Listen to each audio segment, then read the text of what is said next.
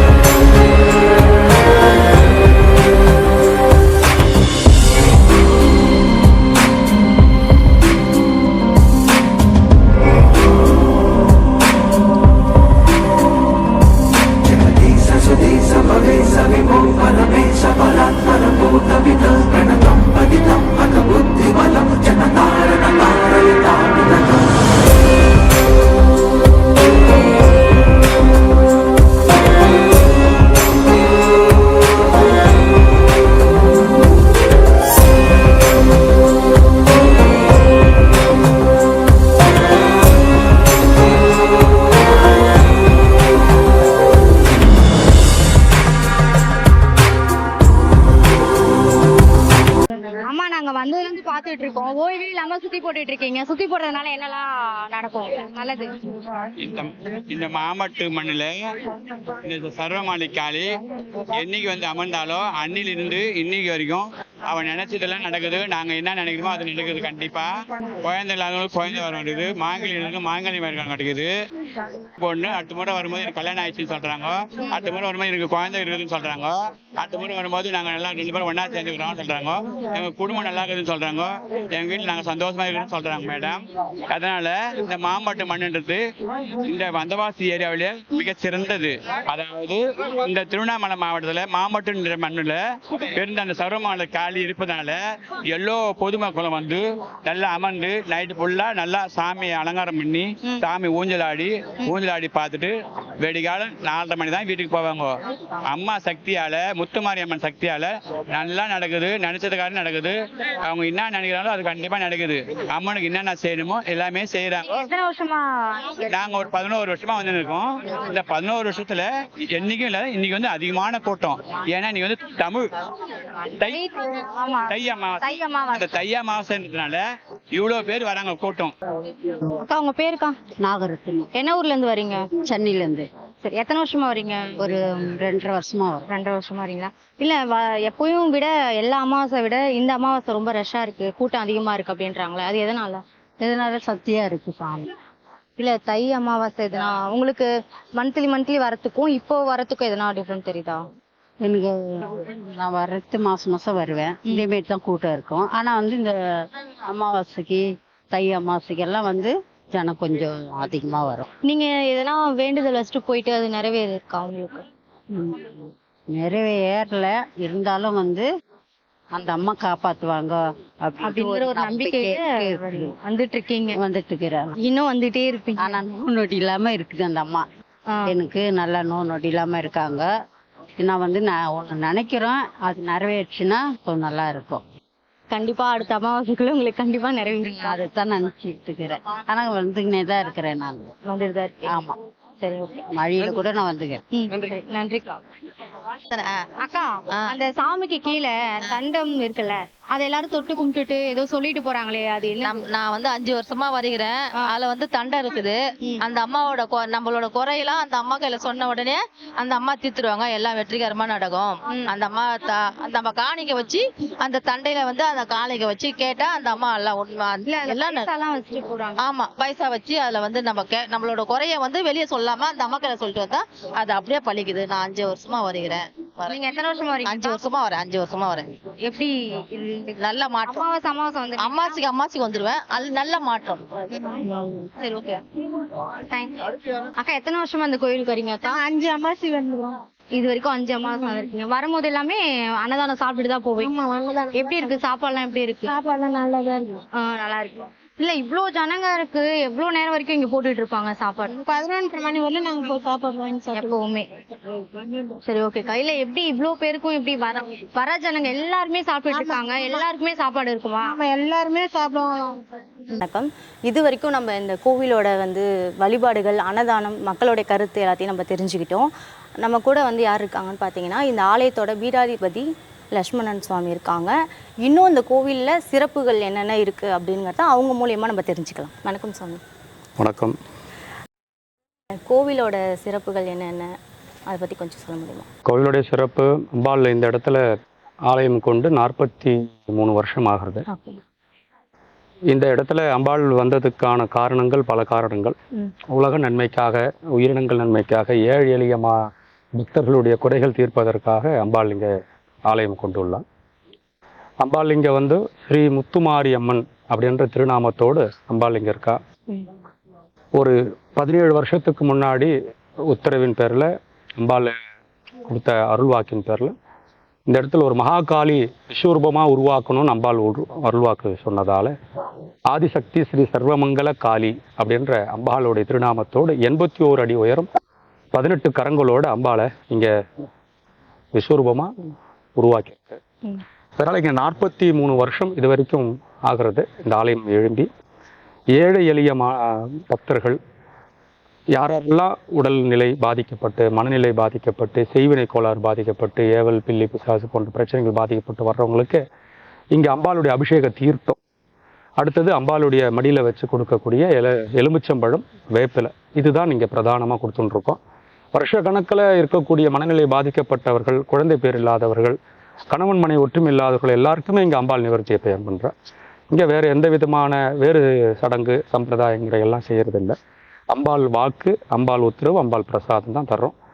கிட்டத்தட்ட ஒவ்வொரு நாளும் நிறைய பேர் பக்தர்கள் தரிசனம் பண்ணுற அமாவாசை பௌர்ணமியில் இது போல் விசேஷமான பல ஆயிரம் பக்தர்கள் தரிசனம் பண்ணிட்டு இருக்கா.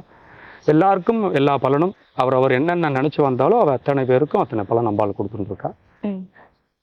அமாவாசைக்கு மட்டும்தான் இங்க அமாவாசை தோறும் ஊஞ்சல் தாலாட்டு வழிபாடு. ம்.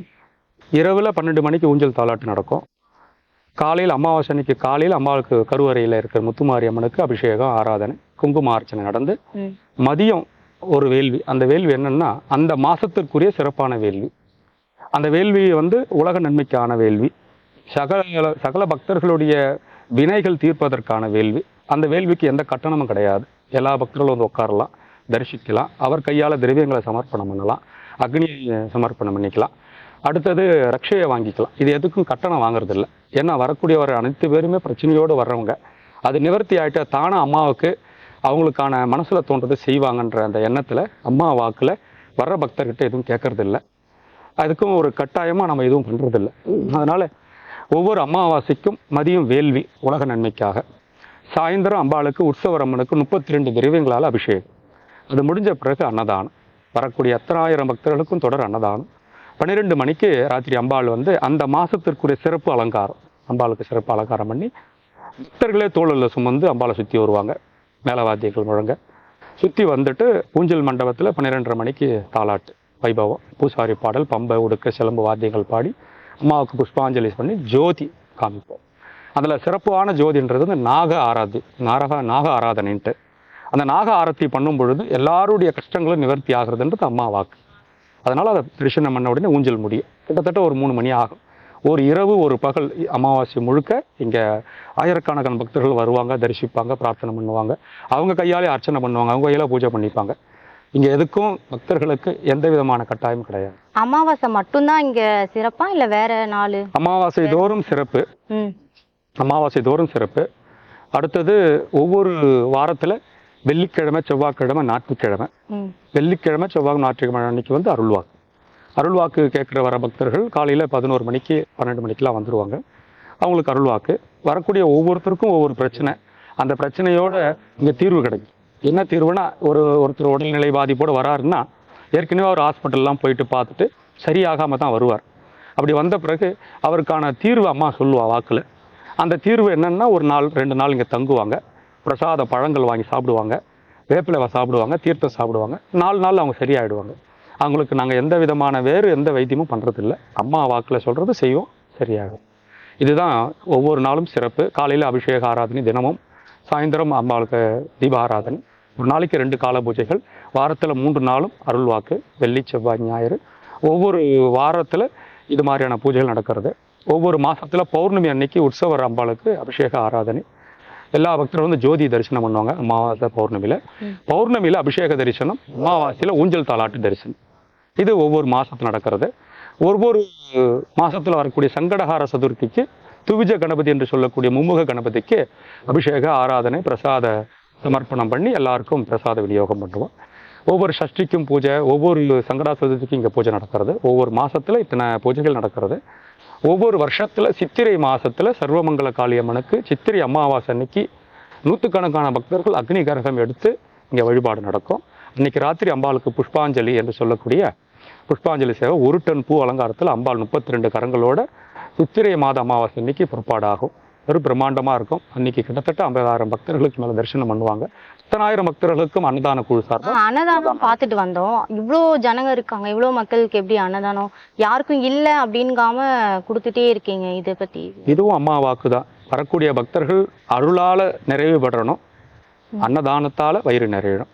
மனசு அம்பாள் பார்த்துக்கிறா, வயிறை எங்கள்கிட்ட ஒப்படைச்சிருக்கிறா, அதை நிறைவு பண்ணுற வேலையை. எங்களுடைய உற்சவ குடும்பத்தார்கள் இருக்காங்க. ஒவ்வொரு மாதத்துக்கும் ஒவ்வொரு குழு இருக்காங்க. அதை தாண்டி ஸ்ரீ முத்துமாரியம்மனுடைய அன்னதான குழுவும் தனியாக இருக்காங்க. அவங்களுடைய ஒத்துழைப்பால் வரக்கூடிய எல்லா பக்தர்களும் எப்படி சபரிமலைக்கு, எப்படி மருவத்தூருக்கு இருமுடி சுமந்துட்டு போகிறாங்களோ, அது மாதிரி மாம்பட்டுக்கு வந்து அரிசி மூட்டை சுமந்து இங்கே வருவாங்க. இங்கே வரக்கூடிய எல்லா பக்தர்களும் அரிசி தருவாங்க, காய்கறி தருவாங்க, பருப்பு வகைகள் தருவாங்க, எண்ணெய் வித்துக்கள் தருவாங்க, எல்லாமே தருவாங்க. அவங்க கொடுக்குற இந்த மாதிரியான உபகரணங்களாலையும் உற்சவ குழுக்கள், அன்னதான குழு எல்லாரோட ஒத்துழைச்சு செய்கிறதுனால ஆயிரக்கணக்கான பக்தர்களுக்கு அனைதினமும் போடுற பாக்கியம் கிடைச்சிருக்கு. அது தொடர்ந்து செஞ்சிட்ருக்கோம். நித்திய அன்னதானமும் நம்ம ஆலயத்தில் ஆரம்பித்து 1.5 வருஷமாக நடக்கிறது. அந்த நித்திய அன்னதானத்துக்கும் அவரவருடைய பிறந்த நாள், அவருடைய வாழ்க்கையில் இருக்கிற கல்யாண சந்தோஷமான நாளில் எல்லாரும் இங்கே அந்த அன்னதானத்தை போடுறாங்க. அதனால் அன்னதானத்தை மென்மேலும் அதிகமாக்குற அளவுக்கு அம்பாள் பாக்கியம் கொடுத்துருக்கா. ஓகேம்மா, இப்போ நாங்க வரும்போது பார்த்தோம் நிறைய பேர் குழந்தை வரத்துக்காக தொட்டில்லாம் நிறைய கட்டியிருக்காங்களா, அதை பத்தி? அங்க இருக்கிற அம்பாள் வந்து ஸ்ரீ புத்திரவதி தாயார். அந்த அம்பாள் வந்து இது 40 வருஷமா அம்பாள் அங்க பிரதிஷ்டை பண்ணி வச்சிருக்கிறோம். அந்த அம்பாள் வந்து வாக்குல சொன்னத்த அம்பாள். ஸ்ரீ புத்திரவதி தாயார் அப்படின்ற அம்சம் கொண்டவள். என்னன்னா குழந்தை பேருக்காகவே இருக்கக்கூடிய அந்த வரத்தை தருகின்ற தாயார். அவ வயிற்றுல வந்து அமிர்த கலசம் வச்சிருக்கு. மகா காமேஷ்டி யாகம் மகா பிரிவா என்னுடைய குருநாதர் பண்ணதால அவர்கிட்ட இருந்த என்னுடைய அக்கா இருக்கவங்க முதல்ல அவங்க தான் வாக்கு சொல்லிட்டு இருந்தாங்க. அவங்க கொண்டு வந்து அம்பாளுடைய வயிற்றுல வச்சிருக்கிறது. அம்பாள் சிமெண்ட் சிலையா எல்லாருக்கும் தெரியும். ஆனால் உள்ள முழுக்க முழுக்க ஒவ்வொரு தாய்மார்களுடைய குழந்தை பிறப்பதற்கான தெய்வத்தின் மூலமா கிடைக்கக்கூடிய எல்லா அருளும் அந்த உடம்புக்குள்ள அம்பாளுடைய திருமேனிக்குள்ள பிரதிஷ்டை பண்ணி வச்சிருக்கு. அதனால குழந்தை வேண்டி இங்க வர்றவங்களுக்கு அதிகபட்சமா 1 வருஷம் அதற்குள்ள அவங்களுக்கான தடைகள் நீங்கி அவங்க ஏதாவது ஒரு வைத்தியம் பார்த்தாலோ, இல்லை வேற ஏதாவது மாத்திரைகள் மருந்துகள் ஃபாலோ பண்ணாலோ, இல்லை வேற ஏதாவது ஒரு விதத்துல அவங்களுக்கான விஷயத்தை தேடி போனாலும் இங்க வந்து தரிசனம் பண்ணி இங்க கொடுக்குற பழத்தை சாப்பிட்டுட்டு போயிட்டாங்கன்னா அந்த போற விஷயம் சக்சஸ் ஆகி உடனே அவங்களுக்கு குழந்தை சித்து. இல்லை ட்ரீட்மெண்ட்டே பார்க்கல, எதுவுமே இல்லை, நான் அம்பாலே சரணாகதியா இருக்கிறோம் அப்படின்னு நினைச்சாங்கன்னா அவங்களுடைய திருமண நாள் நட்சத்திரம், அந்த நட்சத்திரத்துக்கு இங்க வர சொல்லுவோம். அவங்களுடைய முந்தானை கிழிச்சு தொட்டில் கட்ட சொல்லுவோம். அப்புறம் ஈரத்துணியோட கோவிலை சுத்த சொல்லுவோம். புத்திரவதி மடியில பழத்தை வச்சு வேப்பில வச்சு தீர்த்தம் வச்சு கொடுப்போம். அந்த எந்த தேதியில கொடுக்குறோமோ அந்த தேதி அடுத்த வருஷத்துல அவங்களுக்கு குழந்தை சித்திச்சுட்டு இருக்கு. இன்னைக்கும் கிடைச்சிட்டு இருக்கு. அது கிடைச்சதால எல்லாருக்கும் கரு அம்பாள் கொடுத்துட்றா. கொடுத்த 5வது மாசம் முதல் சீமந்தம் இங்க தான் பண்ணுவாங்க, நம்ம கோயிலுடைய சம்பிரதாயம். அடுத்த 7வது மாசம் சீமந்தம் அவங்களுடைய குடும்பத்தார் பண்ணும். 9ஆம் மாசம் பொதுவா பண்ணுவாங்க. அதனால இங்க வந்து புத்திரவதி கிட்ட வேண்டிட்டு குழந்தை வேண்டின அனைவருக்கும் எல்லாருக்கும் இங்க தான் முதல் சீமந்தம். நம்ம அம்மா சார்பா இந்த தாய் வீட்டு சீரா அதை செஞ்சு அனுப்புறோம். அது இங்க செய்வாங்க. எத்தனை வருஷங்கள் ஆனாலும் நிறைய பேருக்கு இங்க வந்து அம்பாளுக்கு குழந்தை கொடுத்துட்டு இருக்கா. அதை நீங்களே பார்த்துருப்பீங்க. புத்திரவதி அம்மனுடைய சுற்றி கிட்டத்தட்ட ஆயிரக்கணக்கான பேர் தொட்டில் கட்டிட்டு இருப்பாங்க. அந்த தொட்டில் கட்டி மடியேந்தி பிச்சை கேட்டு அம்பாள் மடியில் இருக்கிற காணியை சாப்பிட்டுட்டு போனா அவங்களுக்கு அந்த பாக்கியம் கிடைச்சிடும். அது கிடைக்கிறதுக்கான எல்லா சக்தியும் அம்பாளுடைய திருமேனிக்குள்ள பிரதிஷ்டை செய்யப்பட்டிருக்கு. நீங்க எத்தனை வருஷமா அருள்வாக்கு சொல்லிட்டு இருக்கீங்க? அடியேன் வந்து 27 வருஷமா அருள்வாக்கு சொல்லிட்டு இருக்கோம். எனக்கு முன்னாடி என்னுடைய சகோதரி வள்ளியம்மா அடிகளார் அவங்க அருள்வாக்கு சொல்லிட்டு இருக்காங்க. அடியேன் வந்து 27 வருஷமா அருள்வாக்கு சொல்லிட்டு இருக்கோம். இது பரம்பரை வம்சமா வருது. இருந்தாலும் இந்த இடத்துல இந்த அம்பாள் வந்து இந்த இடத்துல உருவாகி 3வது அடியேன் வந்து எனக்கு முன்னாடி என்னுடைய மூத்தவர், அடுத்தது அக்கா, அடுத்தது அடியேன் வந்து வாக்கு சொல்லியிருக்கோம். ஓகே சுவாமி, தென்னாங்கூர் கோவில்ல இருந்து இங்க தை மாசம் சீர் வரும் அப்படின்னு சொல்லியிருக்காங்க. தென்னாங்கூர் கோவிலுக்கும் இந்த கோவிலுக்கும் என்ன தொடர்பு? அம்மா வாக்குல ஒரு விஷயம் சொல்லியிருக்கா. ஸ்ரீரங்கத்திலிருந்து சமயபுரத்தாளுக்கு சீர் கொண்டு போகும் நிகழ்வு இந்த உலகத்திலேயே பிரசித்தி பெற்ற ஒரு நிகழ்வு அது. அந்த ஸ்ரீரங்கத்திலிருந்து தாயாருடைய ஸ்ரீரங்கநாதனுடைய மனைவியா இருக்கக்கூடிய மகாலட்சுமி அம்பாளுடைய ரங்கநாயகி அம்பாளுடைய உடல்ல திருமேனியில கட்டின புடவைக்கு அம்பாள் இயங்குறான் சமயபுரத்தான். அதனால அந்த புடவையை அன்னி கட்டியார் புடவையை எனக்கு வேணும்னு அம்மா ஆசைப்பட்டு ஒரு வரலாறு இருக்கு. அதனால ஸ்ரீரங்கத்திலிருந்து வருஷா வருஷம் ரங்கநாதர் சீர் கொண்டு போற நிகழ்வு இருக்கு. அது ஒரு வரலாறா இன்னைக்கு நடந்துட்டு இருக்கு ஸ்ரீரங்கத்துக்கும் சமயபுரத்துக்கும். நம்ம அம்பாள் இதே போல இங்க தென்னாங்கூர்ல இருக்கக்கூடிய ரகுமாயி சமேத பாண்டுரங்க சுவாமியினுடைய ஆலயத்திலிருந்து இது 10வது வருஷம் இந்த தை மாசம் 3வது ஞாயிற்றுக்கிழமை அன்னைக்கு அதே மாதிரி ரகுமாயி தாயார் திருமேனியில கட்டப்பட்ட பட்டு வஸ்திரம், வளையல், தாலி சரடு, மஞ்சள் கிழங்கு, பூசு மஞ்சள், பூ, பழ, தாம்பூலம் இதெல்லாம் தென்னாங்கூர் கோவிலிருந்து ஜோதியோடு தருவாங்க. அது இங்க கொண்டு வந்து அம்பாளுக்கு சாற்றி பிரார்த்தனை பண்ணுவோம். இது என்னத்துக்காக அம்பாள் சொன்னா அப்படின்னா மத நல்லிணக்கம். நம்ம எல்லாருக்குள்ள இருக்கக்கூடிய எண்ணங்கள் வேற்றுமையான எண்ணங்கள், மதத்தால ஜாதியால அதை தாண்டி இருக்கிற மற்ற உணர்வுகளால எல்லாருக்கும் வேற்றுமை எண்ணங்கள் இருக்குது. இந்த சீர்வருதல் நிகழ்வுல பார்த்தீங்கன்னா வந்தவாசி வழியா வரும்பொழுது அங்க மதம்ன்ற விஷயமே இருக்காது. இங்க வரும்பொழுது முன்னாடி வரும் பஜனை பாடல் பாடிட்டு வருவாங்க, பின்னாடி ஜோதி ஏற்றுன்னு வரும். அந்த ஜோதியினுடைய தாத்பரியமே என்னன்னா ஒற்றுமை வேண்டி, உலக நன்மை வேண்டி, அடுத்தது மத நல்லிணக்கம் வேண்டி இது கொண்டு வரும். மாம்பட்டுனாலுமே மத நல்லிணக்கம், அங்க வேற்றுமை கிடையாது, எல்லாரும் சாதி சமயம் கிடையாது. இந்த உலகத்தில் இறைவனால் படைக்கப்பட்ட அத்தனை உயிர்களும் ஒன்று, மனித இனம், அவ்வளவுதான். அதை தாண்டி வேற எதுவும் இந்த உலகத்தில் இல்லை அப்படின்றத பறைசாற்றும் வகையில ஜோதி தரிசன யாத்திரை. அது சமத்துவம் நல்க வேண்டி அந்த ஜோதி வருது. அந்த ஜோதி வரும் பொழுது மதம் தாண்டி இஸ்லாமியர், கிறிஸ்துவர்கள், இந்துக்கள்ன்ற நிலையெல்லாம் கடந்து எல்லாருமே அந்த ஜோதியில் நெய் விடுவாங்க. அவரவர் கடைக்கு நேராக நின்று அவங்கவுங்க கடையில் இருக்கக்கூடிய பிரசாதங்கள் அம்பாளுக்கு நிறைய ஜோதிக்கு காண்பிப்பாங்க. அது ஒரு மிகப்பெரிய ஒரு மாற்றத்தையும் சந்தோஷத்தையும் ஏற்படுது, சகோதரத்துவத்தை கொடுக்குது. எல்லா வகையிலையும் இந்த நிலையை காண ஒரு பலனை அது முழுக்க தருதுன்றதுனால இது 10வது வருஷம் ஜோதி தரிசன யாத்திரை சிறப்பாக நடந்துட்டுருக்கு. அதனால தான் தென்னாங்கூரில் இருக்கக்கூடிய பாண்டுரங்க சுவாமி அம்பாளுக்கு வஸ்திரம் கொடுக்கறது பெரிய விசேஷம். பஜனை பாடல், பலதரப்பட்ட வாத்தியங்கள், இசை சொல்லி பல வகையில் அது வந்தவாசி பஜார் வழியாக மிகப்பெரிய அது ஒரு பெரும் திருவிழா மாதிரி இருக்கும். அந்த இடத்துல எல்லார் கையாலும் ஜோதி தரிசனம் பண்ணி எல்லார் கையாலும் நெய் ஊற்றுக்கு ஒரு அம்சம் இருக்கும். அதனால அது 10 வருஷமாக நடந்துட்டு இருக்கு. தொடர்ந்து நடக்கிறதுக்கு அம்பாள் எங்களுக்கு உத்தரவு தந்துட்டு இருக்காள். கோவிலை சுற்றி சேவல்கள்லாம் நிறையா இருக்குல்ல, அது என்ன மாதிரி வழிபாடுகள், எதுக்காக அதை விட்டுருக்காங்க? கோவிலுக்கு நேர்ந்து விடுகின்ற சேவல், ஆடு, கோழி இவை எல்லாமே இங்கே முதல்ல நம்ம ஆலயத்தில் பலி கிடையாது. இங்கே முழுக்க முழுக்க சைவ வழிபாடு, வேத வழிபாடு, மந்திர வழிபாடு, ஆத்ம வழிபாடு. இங்கே வேற வழிபாட்டுக்கான அசைவ வழிபாடு, அதை தாண்டி பலி வழிபாடு கிடையாது. இங்கே வரக்கூடிய பக்தர்கள் அவங்கவுங்க மனசில் நினச்சி எல்லா மலையனூர் கோவில், மற்ற கோவில் எல்லாத்துலேயும் நேர்ந்து பிரார்த்தனை பண்ணிக்கிறாங்க. அதனால் அவங்க அந்த கோவிலுக்கு நான் என்னுடைய உயிரை நீ காப்பாற்றினால் என் உயிருக்கு உயிரான ஒரு பொருளை நான் உனக்கு கொடுத்துட்றேன் அப்படின்ற சமர்ப்பணம். எப்போ உடம்பு சரியில்லை, அம்மா வார்த்தை இருக்குது அப்படின்னா மலையனூரில் போயிட்டு வேண்டி பிரார்த்தனை பண்ணிக்கினாங்கன்னா இந்த உயிரை காப்பாற்றியதற்காக மறு உயிரை நான் உனக்கு தானமாக தரேன், என் உயிரை கொடுக்க முடியாது, அதனால் என் உயிர் போன்ற ஒரு விஷயத்தை நான் பாவனை பண்ணுறேன், அந்த உயிரை தரேன்னு சொல்லிட்டு எல்லாரும் ஆடு கோழியை கொடுக்குறாங்க. சில கோவிலில் சில சாஸ்திர தர்மப்படி சில விஷயங்கள் படி பலி கொடுக்குறாங்க. நம்ம கோவிலில் பலி கிடையாது.